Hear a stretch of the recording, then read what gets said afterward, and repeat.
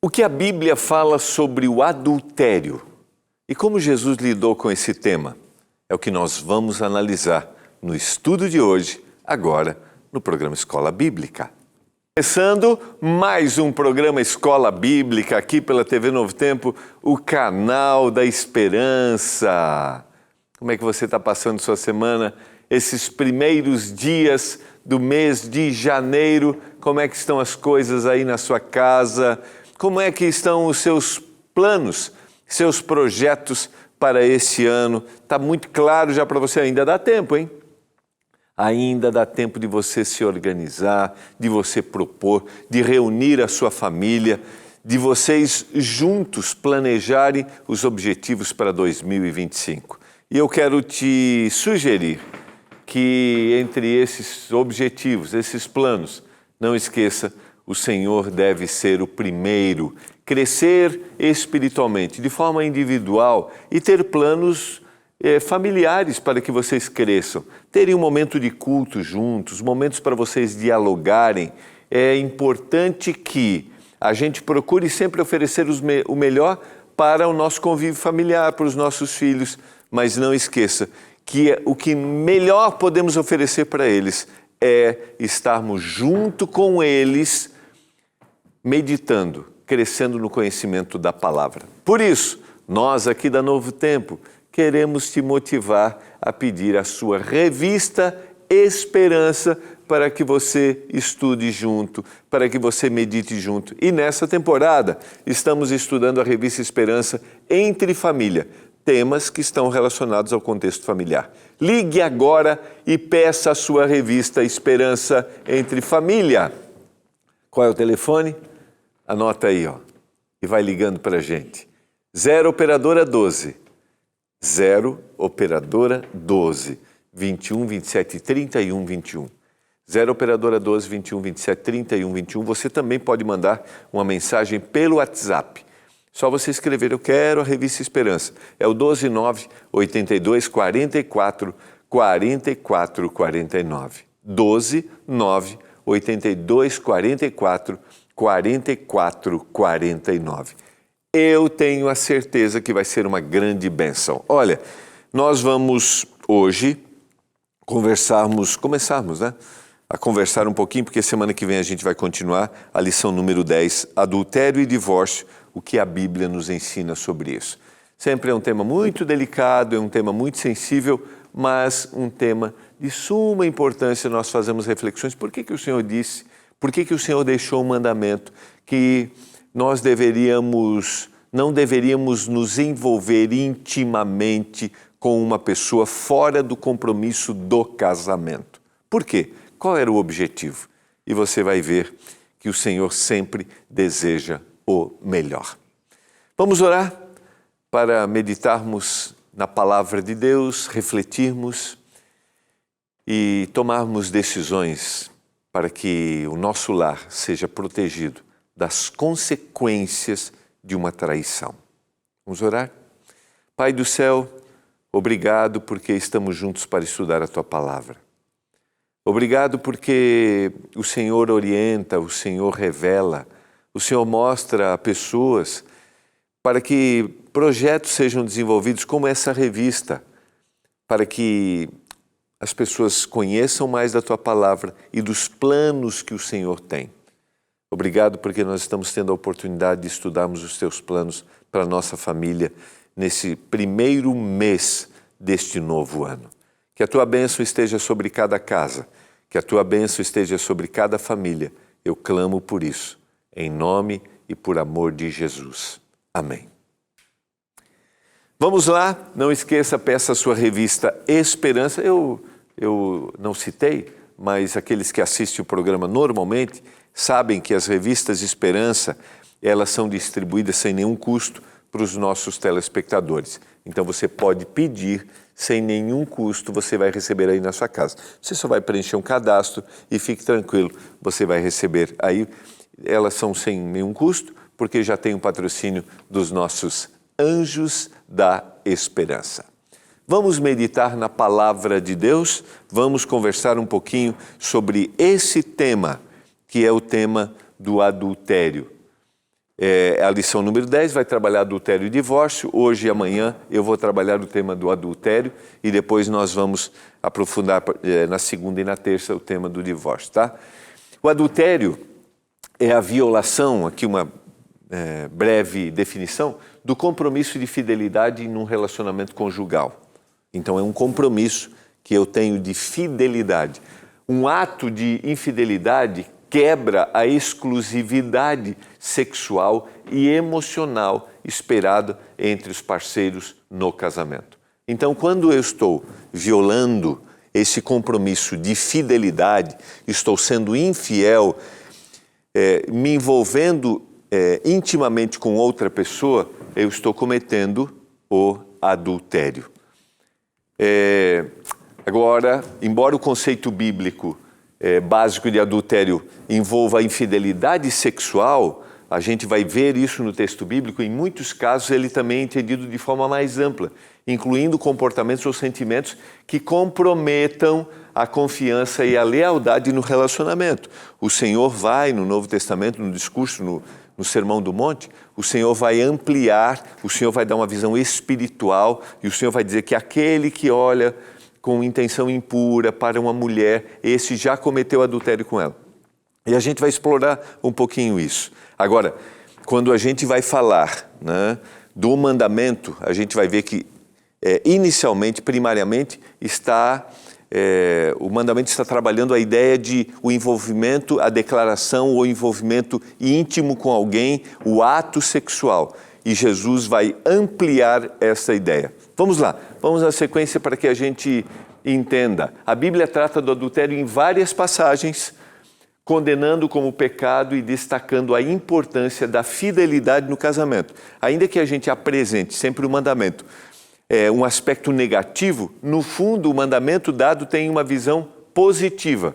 E eu quero convidar você a me acompanhar na leitura do que está no mandamento Êxodo capítulo 20 e o verso 14. É o 7º mandamento que diz, não adulterarás. Quando eu trabalhei já o assunto dos mandamentos aqui, eu sempre fiz referência aos 2 primeiros versos, porque eles nos dão compreensão de que ainda que a gente tenha uma apresentação negativa, a visão aqui é uma visão positiva, uma visão de proteção. Olha o que diz o verso 1 e o verso 2 de Êxodo capítulo 20.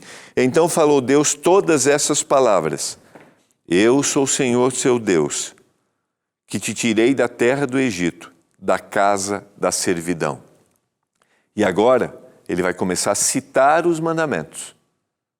Ele vai começar a dizer, é importante que a gente entenda aqui que o contexto era um povo que vivia escravizado, estava na escravidão. O Senhor os libertou. Eu sou o Senhor teu Deus, que te tirei da terra do Egito, da casa da servidão. Você não é mais escravo. Agora, você quer continuar livre? E aí ele vai falar dos mandamentos. Os 4 primeiros mandamentos estão relacionados ao relacionamento vertical, eu e o meu Deus.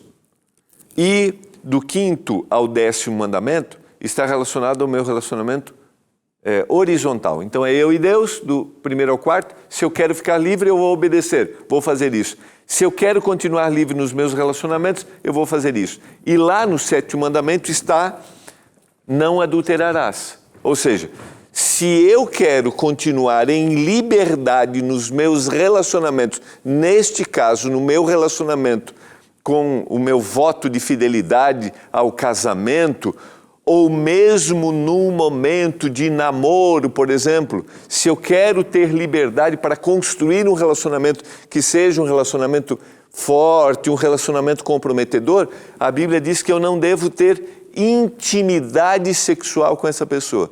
Então o Senhor não está tirando liberdade, o mandamento nunca nos tira a liberdade. Pelo contrário, o mandamento nos protege. E quando o Senhor diz, não adulterarás, Ele está querendo me proteger de um aprisionamento. Que aprisionamento? Primeiro, o conceito de pecado e, lógico, também as consequências que a quebra deste mandamento vai trazer.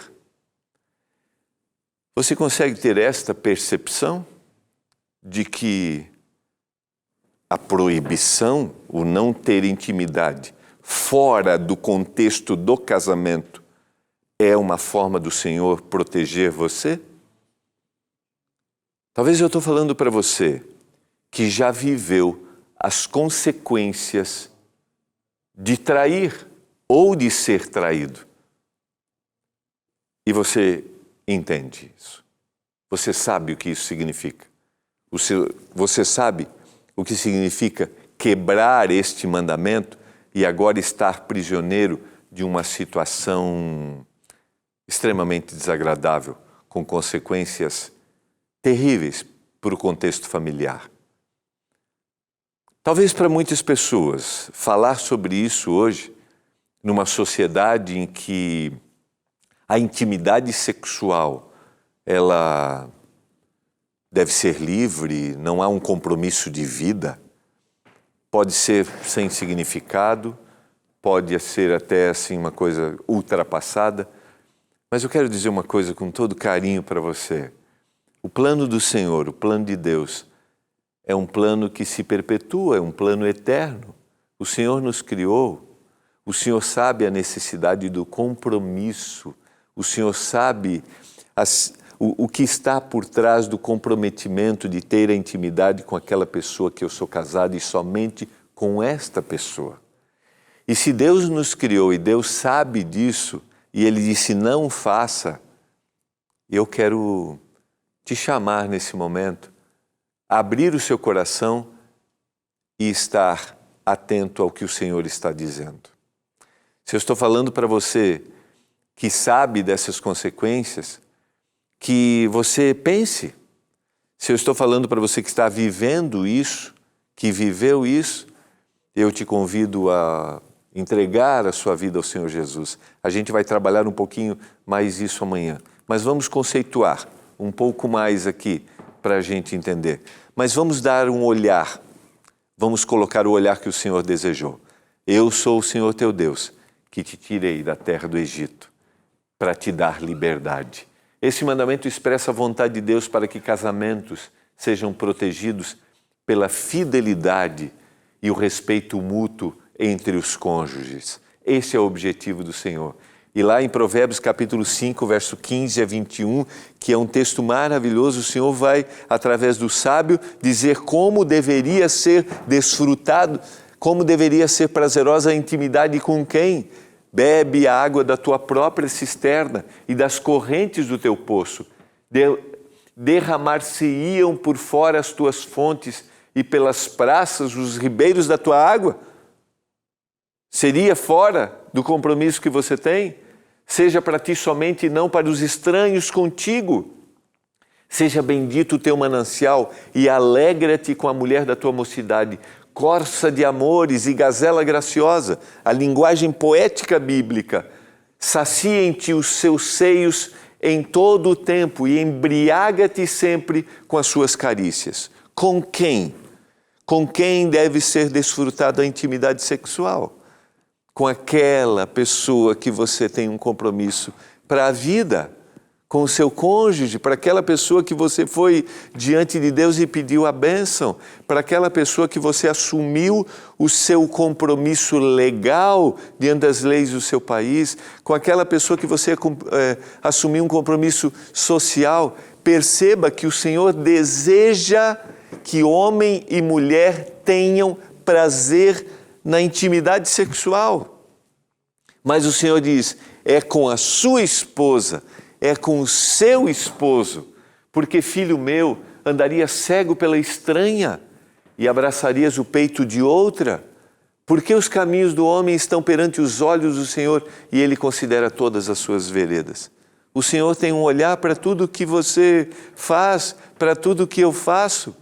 E aqui o sábio está perguntando, por que você teria um olhar para outra pessoa? Por que você teria? Se não um olhar somente para aquela pessoa que você tem um compromisso de uma vida. Lembra? Quando o Senhor dá esse conselho, o Senhor quer proteger. Agora vamos para o Novo Testamento. Para Jesus, o adultério não se limita a ato físico, mas também envolve os pensamentos e desejos impuros. O pecado começa na mente. É ali Olha só o que diz o texto de Mateus, capítulo 5, 27 e 28, dentro do Sermão do Monte, quando o Senhor vai ampliar a ideia da lei, dando um viés espiritual, um viés muito mais amplo do que um ato externo. Ouviste o que foi dito: não adulterarás. Eu, porém, vos digo, qualquer que olhar para uma mulher com intenção impura no coração, já adulterou com ela. Essa expressão, a intenção impura, é o desejo que se projeta aqui, dentro da mente. É o desejo que se projeta dentro do seu pensamento, que se constrói. E é o desejo que se consuma dentro do seu pensamento.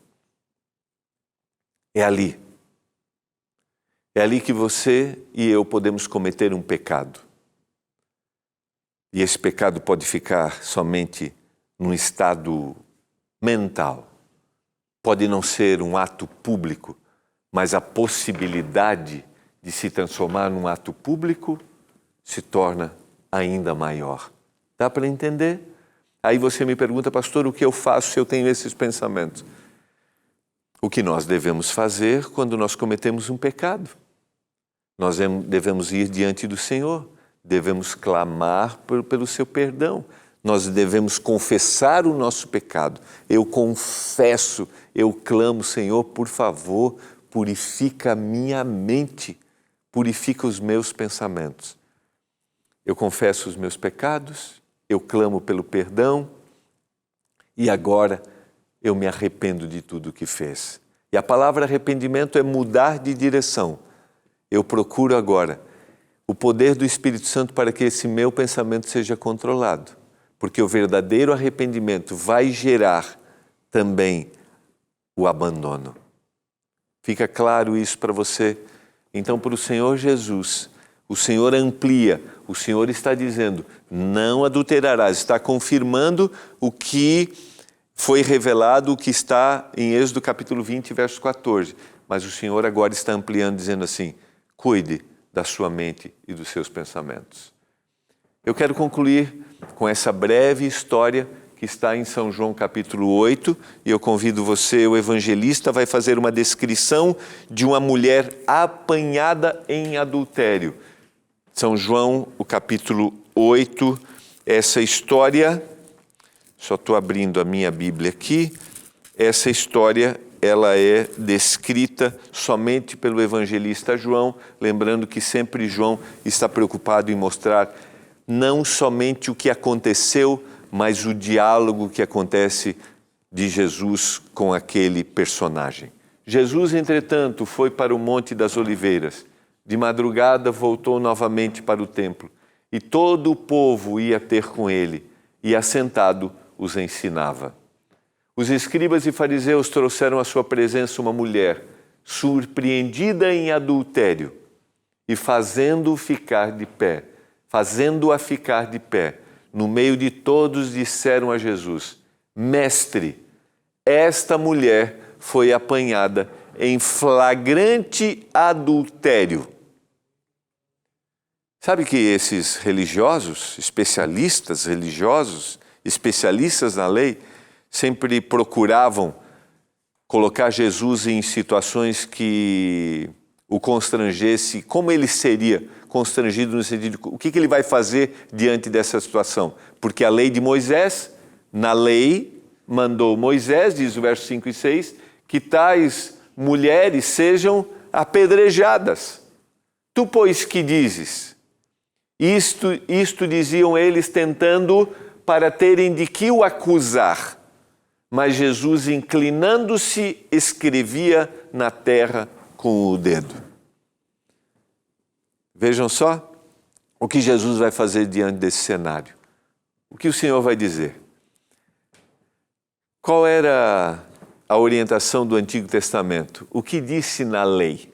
O que disse na lei? Os homens disseram, na lei nos mandou Moisés que tais mulheres sejam apedrejadas. Mas o que diz?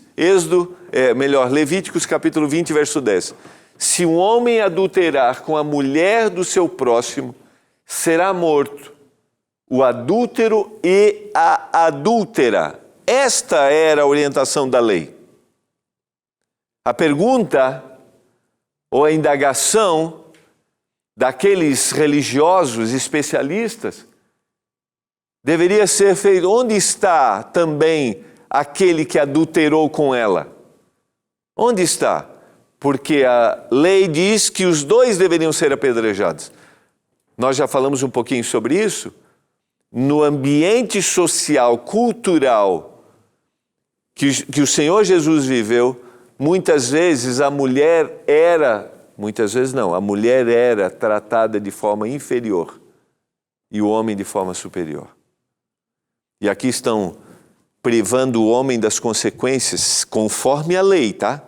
De Moisés, conforme a lei de Moisés. Mas agora o Senhor Jesus vem ensinar como isso deveria acontecer. O Senhor vem ensinar. E a Bíblia diz que Jesus, inclinando-se, escrevia na terra com o dedo. Existem muitas deduções a respeito do que escrevia, como, por exemplo, o pecado de todos que estavam ali. Como insistissem na pergunta, Jesus se levantou e lhe disse, olha só, lhes disse, aquele que dentre vós estiver sem pecado, seja o primeiro que atire pedra. E tornando-se a inclinar-se, continuou a escrever no chão. Por muito tempo, eu ouvi uma música, né? Foi uma cantata de um grupo chamado Grupo VP, que a Igreja Adventista produziu, maestro Jader Santos, que é o maestro do Quarteto Arautos do Rei, que é uma cantata com este cenário.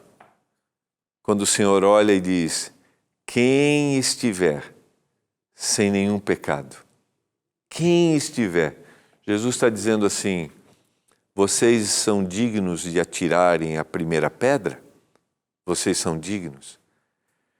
Queridos, eu quero dizer para você que aquele que comete pecado, que é prisioneiro do pecado e tem percepção clara disso, ele se torna um indivíduo sofrido.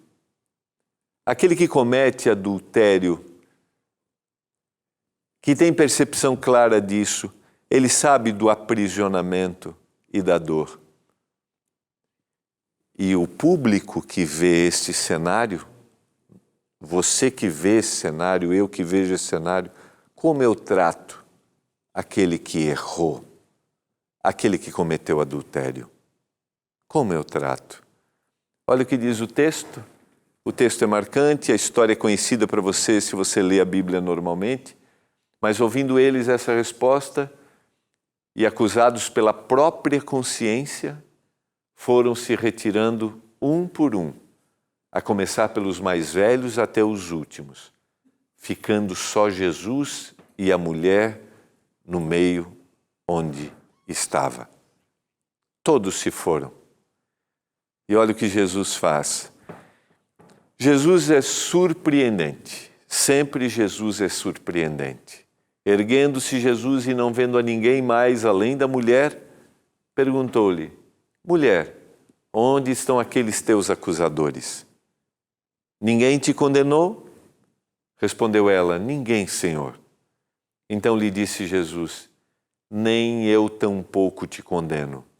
Vai e não peques mais. Eu estou retirando de você qualquer peso, qualquer acusação. Eu estou te perdoando e te dando liberdade. Vai e abandona a sua vida de pecado. É surpreendente, não é? O que nós fazemos diante de um cenário de uma pessoa que erra, uma pessoa que traiu. O que nós fazemos? Oferecemos o perdão? Oferecemos dizendo assim, eu também não te condeno. Eu sou um pecador. Jesus não era um pecador, mas Jesus não a condenou. E o que uma pessoa não precisa neste momento de dor, de pecado, é um dedo apontado, é uma acusação. Não precisa.